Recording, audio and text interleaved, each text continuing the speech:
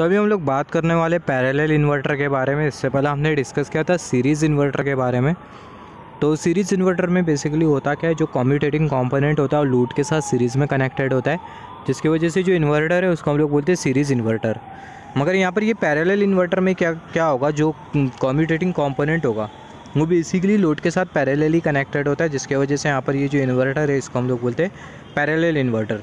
तो सबसे पहला जो पैरेलल इन्वर्टर है उसकी जो सर्किटरी होगी वो हमें कुछ इस तरीके से मिलेगी। यहाँ पर लगा होता है इंडक्टर, जो कि करंट के फ्लो को कांस्टेंट रखता है, क्योंकि यहाँ पर ये जो इंडक्टर है वो सडन चेंज इन करंट को अलाउ नहीं करता।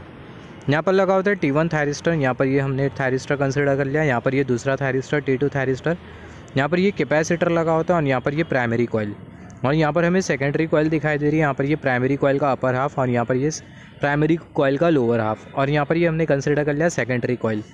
यहाँ पर कंसिडर कर लेते जो प्राइमरी कॉइल का जो अपर हाफ है इसमें जो नंबर ऑफ़ टर्न्स है वो कितने, वो है 5, और जो लोअर हाफ है इसमें भी जो नंबर ऑफ़ टर्न्स है वो कितने, वो है 5। तो यहाँ पर ये जो सेकेंडरी कॉइल में जो नंबर ऑफ़ टर्न्स हमें जो मिलेंगे वो हमें कितने मिलेंगे, सेकेंडरी कॉइल में नंबर ऑफ़ टर्न्स हमें जो मिलेंगे वो हमें मिलेंगे 10। उसका मतलब प्राइमरी कॉइल में नंबर ऑफ़ टर्न्स और सेकेंडरी कॉइल में नंबर ऑफ़ टर्न्स जो होंगे वो इक्वल होने वाले हैं।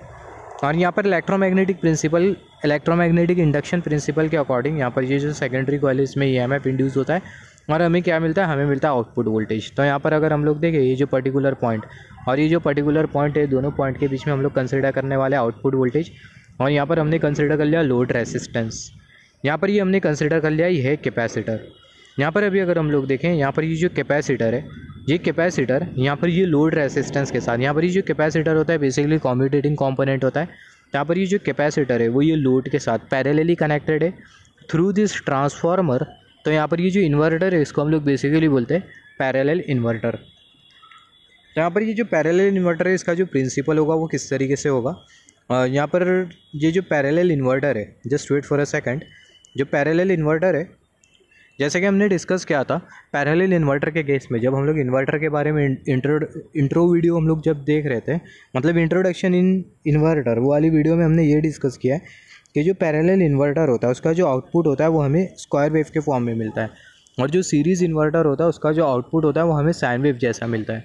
तो यहाँ पर हम लोग देख सकते हैं जो पैरेलल इन्वर्टर है उसका जो आउटपुट वोल्टेज होगा वो आपको कुछ इस तरीके से मिलेगा, स्क्वायर जैसा आपको मिलेगा, स्क्वायर वेव जैसा आपको मिलेगा आउटपुट वोल्टेज किसका, पैरेलल इन्वर्टर का। मगर ये जो सीरीज़ इन्वर्टर होता है इसका जो आउटपुट वोल्टेज होता है वो साइन वेव जैसा आपको मिलता है। यहाँ पर आप देख सकते हो आउटपुट करंट या फिर बोल सकते हैं आउटपुट वोल्टेज आपको कुछ इस तरीके से साइन वेव जैसा मिलता है। तो यहाँ पर अभी अगर हम लोग देखें कुछ इंपॉर्टेंट्स पॉइंट थे पैरेलल इन्वर्टर के, पैरेलल और सीरीज़ इन्वर्टर के बारे में, जो कि आप लोगों को पता होना चाहिए। तो यहाँ पर अभी अगर हम लोग देखें कंसिडर कर लेते हैं जो T1 जो थायरिस्टर है वो कंडक्ट कर रहा है। तो ये जो T1 थायरिस्टर कंडक्ट करेगा तो यहाँ पर क्या हो जाएगा, यहाँ पर शॉर्ट सर्किट हो जाएंगी। हमें पता है जब भी डिवाइस कंडक्ट करता है तो कौन सी कंडीशन होती है, शॉर्ट सर्किट कंडीशन होती है। फंडामेंटल है, ये आप लोगों को पता होना चाहिए। तो यहाँ पर ये जो T1 जो थायरिस्टर है वो कंडक्ट कर रहा है, तो जो करंट है वो किस तरीके से फ्लो करेगा, जो करंट है सप्लाई के थ्रू फ्लो करेगा, इंडक्टर के थ्रू फ्लो करेगा, T1 थायरिस्टर के थ्रू फ्लो करेगा, फिर जो प्राइमरी कॉइल की जो अपर हाफ है वहाँ से करंट फ्लो करेगा, फिर यहाँ से फ्लो करेगा। आप कर्सर की टिप को केयरफुली नोटिस करना, यहाँ से कुछ इस तरीके से जो करंट है वो फ्लो करेगा। जो एरो है वो आपको इंडिकेट कर रहा है करंट के फ्लो का डायरेक्शन।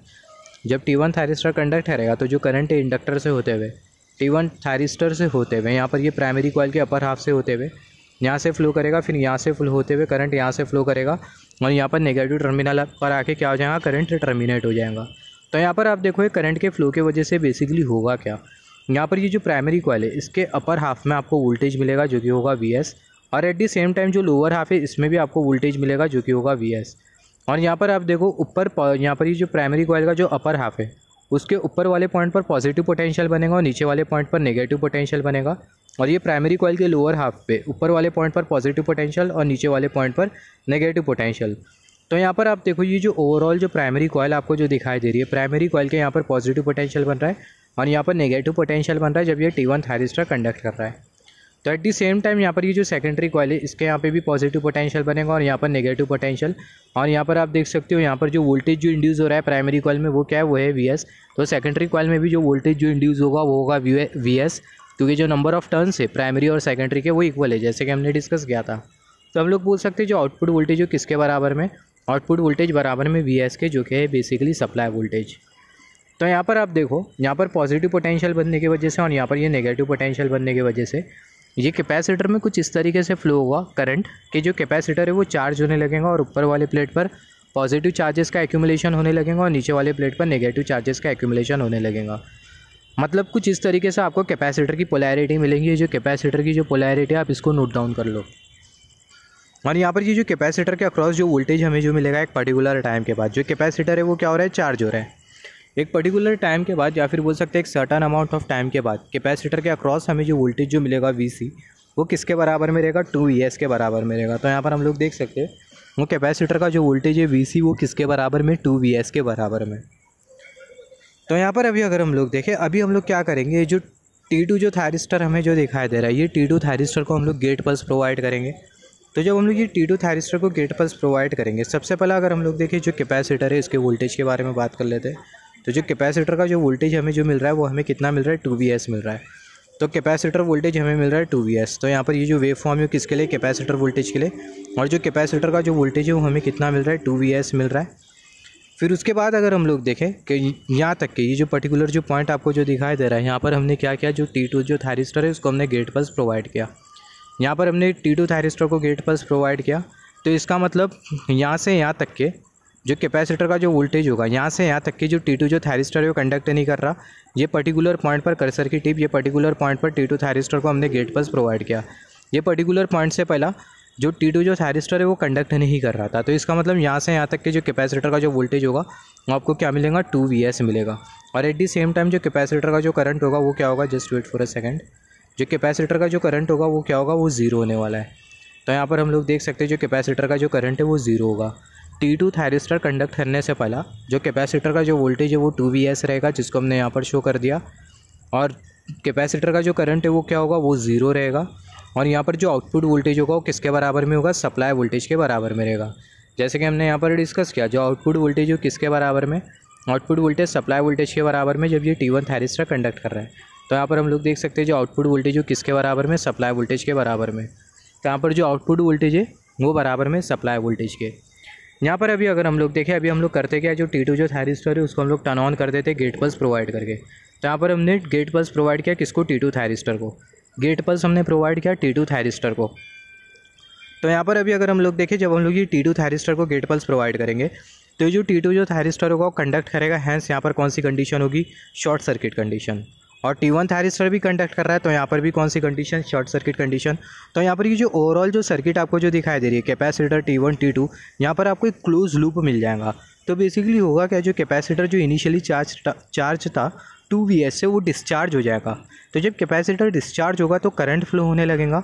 और वो जो करंट है वो कौन से डायरेक्शन में फ्लो करने लगेगा, वो जो करंट है वो एंटी क्लॉकवाइज डायरेक्शन में फ्लो करने लगेगा। T1 थायरिस्टर के अपोजिट डायरेक्शन में फ्लो करने लगेगा। हैंस ये जो T1 जो थायरिस्टर है ये रिवर्स ब्लॉकिंग मोड में आ जाएगा और जो T1 जो थायरिस्टर है वो क्या होगा, ऑफ हो जाएगा, टर्न ऑफ हो जाएगा। तो यहाँ पर जैसे कि हमने डिस्कस किया, ये कैपेसिटर की वजह से करंट क्यों फ्लो कर रहा है, क्योंकि जो T2 जो थायरिस्टर है उसको हमने गेट पल्स प्रोवाइड किया। इसका मतलब T2 थायरिस्टर को जिस इंस्टेंट पर हम लोग गेट पल्स प्रोवाइड करेंगे तो होगा क्या, जो कैपेसिटर है वो डिस्चार्ज होने लगेगा। तो यहाँ पर हम लोग देख सकते हैं, यहाँ पर हमने T2 थायरिस्टर को गेट पल्स प्रोवाइड किया तो जो कैपेसिटर है वो डिस्चार्ज होने लगेगा। तो जो कैपेसिटर का जो वोल्टेज है कुछ इस तरीके से डिक्रीज़ करने लगेगा, कैपेसिटर करंट फ्लो करने लगेगा। तो जो कैपेसिटर करंट है उसको हमने यहाँ पर कुछ इस तरीके से शो किया। इनिशियली जो कैपेसिटर जो करंट होगा उसमें हमें कुछ इस तरीके से स्पाइक दिखेंगी, फिर उसके बाद जो कैपेसिटर जो करंट है कुछ इस तरीके से डिक्रीज़ करने लगेगा। और एट दी सेम टाइम जब हम लोग T2 थायरिस्टर को टर्न ऑन करेंगे तो जो आउटपुट वोल्टेज है वो भी कुछ इस तरीके से डिक्रीज़ करने लगेगा। तो यहाँ पर हम लोग देख सकते हैं जो आउटपुट वोल्टेज है वो भी डिक्रीज़ कर रहा है, कर्सर की टिप आउटपुट वोल्टेज भी डिक्रीज़ कर रहा है। यहाँ पर ये जो आउटपुट वोल्टेज है वो भी कुछ इस तरीके से डिक्रीज़ करते जा रहा है। तो यहाँ पर अभी अगर हम लोग देखें, जैसे कि हमने डिस्कस किया, ये जो जब हम लोग ये T2 को टर्न ऑन करेंगे तो जो T1 जो थायरिस्टर है वो क्या हो जाएगा, टर्न ऑफ हो जाएगा। तो यहाँ पर अभी अगर हम लोग देखें, जब ये T1 थायरिस्टर टर्न ऑफ हो जाएगा तो जो करंट है वो किस तरीके से फ्लो करेगा। यहाँ पर हम लोग देख सकते हैं जो करंट के फ्लो का जो डायरेक्शन है हमें कुछ इस तरीके से मिलेगा। अभी यहाँ पर आप देखो जो करंट है कुछ इस तरीके से फ्लो करेगा, इंडक्टर के थ्रू फ्लो करेगा, T2 थायरिस्टर के थ्रू फ्लो करेगा, प्राइमरी कॉइल के लोअर हाफ के थ्रू फ्लो करेगा, यहाँ से कुछ इस तरीके से फ्लो करेगा, ये वाला पाथ फॉलो करेगा, ये वाला पाथ फॉलो करेगा और सप्लाई पर आके क्या हो जाएगा, टर्मिनेट हो जाएगा। तो यहाँ पर आप देखो तो ये करंट फ्लो करने की वजह से होगा क्या, यहाँ पर ये जो प्राइमरी कॉइल का जो लोअर हाफ है उसके लोअर हाफ के नीचे वाले पॉइंट पर पॉजिटिव पोटेंशियल बनेगा और ऊपर वाले पॉइंट पर नेगेटिव पोटेंशियल बनेगा। और प्राइमरी कॉइल के अपर हाफ के ऊपर वाले पॉइंट पर नेगेटिव पोटेंशियल बनेगा और नीचे वाले पॉइंट पर पॉजिटिव पोटेंशियल बनेगा। इसका मतलब ये जो प्राइमरी कॉइल है इसके ऊपर वाले सिरे पर नेगेटिव पोटेंशियल बन रहा है और नीचे वाले सिरे पर पॉजिटिव पोटेंशियल बन रहा है। अभी आ जाते हैं वेव फॉर्म पर। जैसे कि हमने डिस्कस किया, जो कैपेसिटर का जो वोल्टेज होगा वो डिक्रीज़ करने लगेगा। तो जो कैपेसिटर का जो वोल्टेज है कुछ इस तरीके से डिक्रीज़ करते जा रहा है और जो यहाँ पर ये जो पर्टिकुलर जो पॉइंट आपको जो दिखाई दे रहा है, ये पर्टिकुलर पॉइंट पर जो कैपेसिटर का जो वोल्टेज है वो क्या हो गया, पूरी तरीके से ज़ीरो हो गया।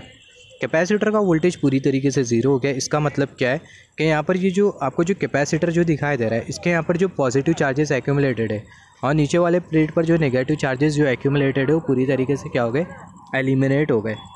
और एट दी सेम टाइम अगर हम लोग देखें, जो कैपेसिटर करंट है वो डिक्रीज़ करते हुए यहाँ तक के पहुँच गया। और एट दी सेम टाइम अगर हम लोग देखें, जब कैपेसिटर वोल्टेज ज़ीरो हो जाता है तो एट दी सेम टाइम जो आउटपुट वोल्टेज है वो भी क्या हो जाता है, ज़ीरो हो जाता है। तो यहाँ पर बहुत हद तक क्लियर है कि जो आउटपुट वोल्टेज है वो क्या हो गया, वो ज़ीरो हो गया। यहाँ पर जैसे कि हमने डिस्कस किया, जो करंट है वो किस तरीके से फ्लो कर रहा है। जो करंट है वो यहाँ से फ्लो कर रहा है, इंडक्टर के थ्रू फ्लो कर रहा है, यहाँ से फ्लो कर रहा है, T2 थायरिस्टर के थ्रू फ्लो कर रहा है, फिर ये प्राइमरी कॉइल के लोअर हाफ से फ्लो कर रहा है एंड सो ऑन। यहाँ से कुछ इस तरीके से करंट का फ्लो हो रहा है। और हमने डिस्कस किया कि यहाँ पर नेगेटिव पोटेंशियल बनेगा और यहाँ पर पॉजिटिव पोटेंशियल बनेगा।